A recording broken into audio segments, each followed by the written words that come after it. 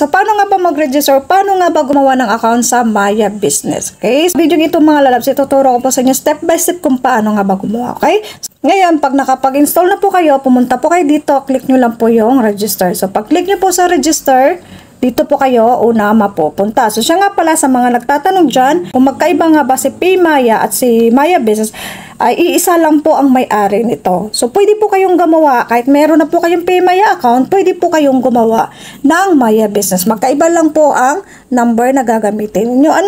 At dito sa Maya Business, pwede po kayong makapag-loan dito pag palagi nyo po siyang ginagamit up to 350,000 ang pinaka-advance na loan niya. Kung palagi po nyong ginagamit ang Maya Business, para maging eligible po tayo. So, dito pala, dito sa step 1, click nyo lang po tong start. Dito, click nyo lang po ulit ang start. Ayan, susunod-sunod na po yan mga lalabs. Dito, lagay nyo lang yung basic information ninyo, pangalan ninyo, apelyido, cellphone number. Yung cellphone number na ilalagay nyo dito ay yung kumare yung hindi magkapareho doon sa PayMaya account niyo.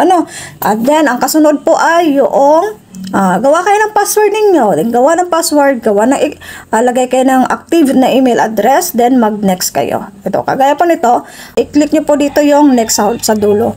Ang kasunod po ay ito po. So, siguraduhin po tama ang cellphone number at email address. Okay? So, proceed po tayo. Click po natin ang proceed kung tama naman po yung number natin at yung email address. Kasi po, kagaya po nito, ito po yung kasunod. So, magsisend po ng OTP sa iyong cellphone number. So, kukunin nyo po ang OTP dun sa cellphone number at ilalagay nyo po dito. Kagaya nito sa akin, then mag-next na kayo. So, siya nga pala sa mga bago lang po naligaw sa channel ko, kung nakatulong sa inyong video nito, ay baka pwede namang maglambis nyo dyan, mag-subscribe kayo, mag-like, bahala kayo dyan. Dito pala ay magsisend ng OTP sa email address ninyo. So, check nyo yung email address ninyo, kunin nyo yung OTP at ilagay nyo dito. Then mag-next kayo. Ang kasunod po ay ito.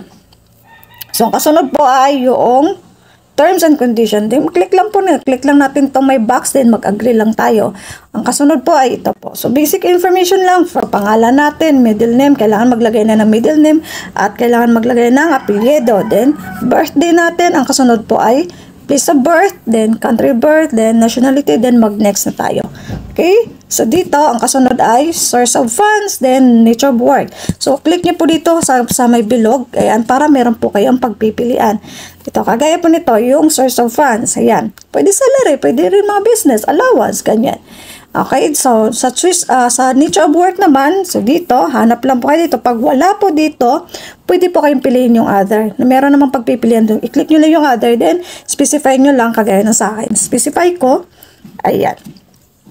Okay, so pag mag-next na po kayo, pag okay na po, then ang kasunod po ay yung address po natin. So sa address line 1, lagyan nyo po. Then sa address line 2, pwede namang hindi, optional lang kasi. Then barangay, city, town, province, state, at coastal, zip code. Yan. Tapos, click nyo lang po itong may malit na box, same as present address. Then mag-next na tayo. So ganun lang po siya kadali mga lalabs. Sundan nyo lang po ito. Okay, so dito naman ay ID. Ngayon, dito, meron po ditong national ID, UMID, passport, driver license, ayan. So, dito, click nyo lang po yung show camera, click nyo po yan. Dapat nakahanda na po yung ID ninyo, Okay, so isa nga pala, dito pala sa may, wala sa listahan ng ID ko. Click nyo po yan, mababasa nyo po na kung ano lang po talagang, kung ano po yung nakalagay lang dito, yun lang po pala talaga ang pwede nyo i-upload. Hindi po pwedeng kagaya ng halimbawa 10 ID tapos wala po dito sa choices, parang hindi po siya matatanggap ng Maya Business. Okay? So dito, show camera po tayo. Then to, ayusin po ang pag-picture natin, yung background kumari itim para mas madali. Then next tayo. Ngayon, pag hindi naman magandang pwede natin i-retake. Ang kasunod ay yung sa likod ng ID natin. Then mag-next na tayo. Ang kasunod po ay malagayin natin yung ID number natin. Tapos ito yung expiration date. Ngayon, kung wala naman, pwede natin lagyan ng not applicable. Click lang natin dito.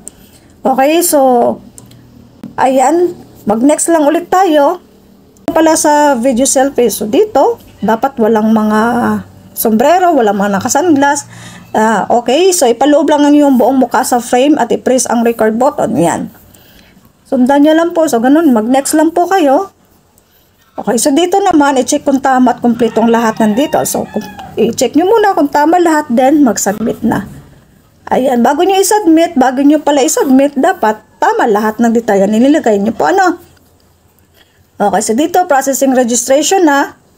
So, ayan na po. So, maaari mo nang magamit ang Maya Business App. Proceed to login. So, yun na po. So, ganun lang po kadali kung paano gumawa ng account sa Maya Business Account. Okay, so, nandito na lang po. You're welcome.